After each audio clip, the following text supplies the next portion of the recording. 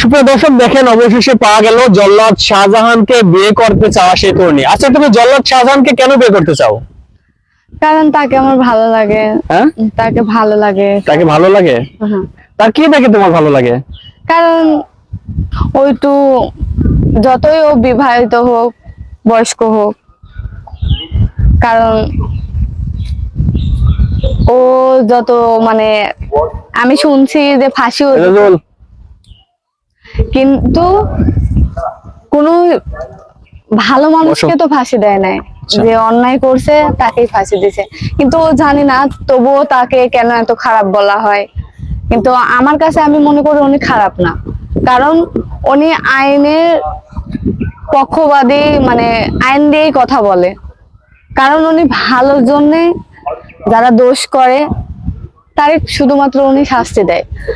তাছাড়া এমন কোনো কাজ আমি দেখি নাই যে উনি খারাপ, কিবা ওনার এমনি কাছে যায় তো দেখি নাই সে কেমন, বলতেও পারি না।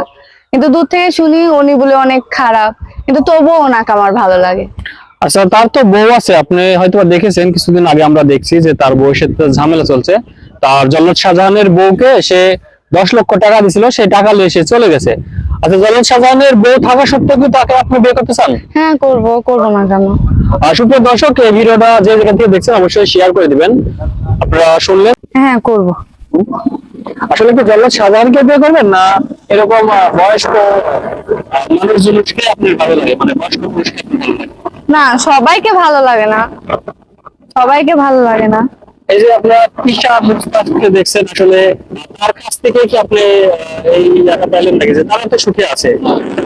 আপনি কি সেরকমটাই কিছু চাচ্ছেন? হ্যাঁ। হ্যাঁ, অনেকে বিদেশে আছে, বিদেশ থেকে দেখা যাচ্ছে যে এরকম একটা মেয়ে চাচ্ছে যে বিয়ে করার জন্য। তো সেরকম যদি বয়স্ক কোনো ছেলে থাকে বা ডিভোর্স হয়ে গেছে, এরকম যদি কোনো ছেলে পাওয়া যায়, আপনি কি বিয়ে করবেন? করবেন? হুম। বলেন। হ্যাঁ, এরকম যদি কোনো ছেলে পাওয়া যায়, তুমি কি বিয়ে করবে?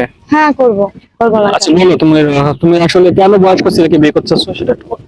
মানে বয়স্ক বলি কথা না, তারা খুব ভালো, মানে অন্য কোনো মেয়ের সাথে রিলেশনে জড়াবে না, অন্য কোনো মেয়ের দিকে তাকাবে না। সে বিয়ে করলে তো শুধু একান্ত ভাবে আমার হবে, এই কারণেই ভালো লাগে, তাছাড়া অন্য কোনো কিছু না। নাকি সে তাড়াতাড়ি মারা যাবে, মারা যাওয়ার পর তার সমস্ত না, সন্তান না, না, এগুলো বিষয়ই না। হ্যাঁ, এরকম কোনো বিষয় না? আপনি ফ্যামিলি কি মানবে?